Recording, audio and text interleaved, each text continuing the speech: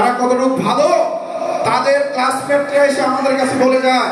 সারা বাংলাদেশে আমরা কাজ করি, তারা কতটুকু ভালো এটা আমরা জানি, কিন্তু তাদের বিরুদ্ধে আমরা বলতে চাই না। তাদের সাথে আমরা ভালোবাসার আচরণ করতে চাই, তাদের মধ্যে আমরা ভালোবাসা প্রকাশ করতে চাই এবং বলতে চাই, প্রিয় ভাইয়েরা, এই সেক্টরটা একটা গুরুত্বপূর্ণ সেক্টর।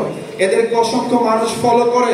যেমন আমার পেজে 21 লক্ষ মানুষ ফলোয়ার আছে, আমাদের কলরবের সব শিল্পীদের পেজে আছে। এদেরকে কিছু মানুষ শুনে এদেরকে ভালোবাসার সাথে দরদের সাথে বোঝান, এদের মাধ্যমে অনেক কাজ হবে, ইসলামের অনেক খেদমত হবে। একটু বোঝান, দেখবেন এদের মাধ্যমে ভালো হবে। কিন্তু এটা যদি না করে পাবলিকের জায়গায় গিয়ে ওপেন মঞ্চে যদি আপনি এদিক সেদিক কথা বলেন, এটা শুধু আমাদের গায়ে লাগবে না। আমরা পাঞ্জাবি পরি, আপনিও পরেন, আমরা টুপি পরি, আপনিও পরেন। যদি আমাদের দোষ হয়, আপনাদের এই দোষ হবে, ঠিক কিনা বলেন? এই জন্য আমি সকলকে উদাত্ত আহ্বান জানাই, একটু বুঝে সমালোচনা করবেন, আমাদেরকে বুঝাবেন, ইনশাআল্লাহ আমরা আপনাদের কথা মতো চলবো। আমরা এই সবগুলো ভাইকে ভালোবাসি। সে আমার মতের না হলে আমি ভালোবাসি, সে আমার চিন্তার না হলে আমি ভালোবাসি, আমার দলের না হলে আমি ভালোবাসি। সে যেই হোক, একজন মুসলমান হিসেবে আমরা সকলকে ভালোবাসি, ঠিক কিনা বলেন? আজাদ ভাই একটা গান গাইতে চাই, এটাকে আমি শেষ করবো। আপনারা টাকা বলেছেন, এই মঞ্চের সাথে আসলে টাকার সঙ্গীতটা যায় না, তা এই জন্য আমি আজাদ ভাইয়ের কি হবে সঙ্গীতটির মাধ্যমে আমি আমার পরিবেশনা শেষ করবো ইনশাআল্লাহ। কি হবে বেঁচে থেকে অযথা বিদ্যা শিখে যদি না করতে পারি শোষণবিহীন সমাজটাকে? কি হবে বেঁচে থেকে, কি হবে বেঁচে থেকে?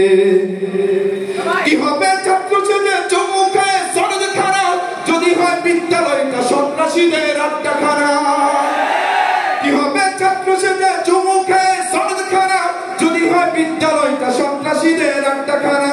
এর চেয়ে মরাই ভালো, দেশের যাওয়াই ভালো। কি হবে ধোঁকা দিয়ে বিবেকটাকে? কি হবে বেঁচে থেকে অযথা বিদ্যা শিখে যদি না করতে পারি শোষণবিহীন সমাজটাকে? কি হবে বেঁচে থেকে, কি হবে বেঁচে থেকে?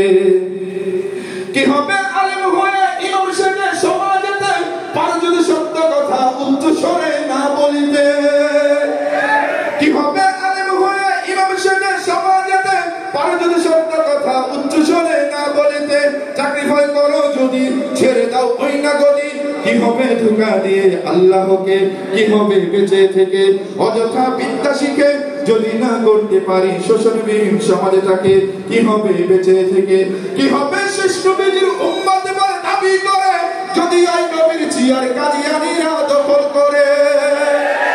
কি হবে শেষ নবীর উম্মত বলে দাবি করে যদি ওই নবীর জিয়ার কাদিয়ানীরা দখল করে?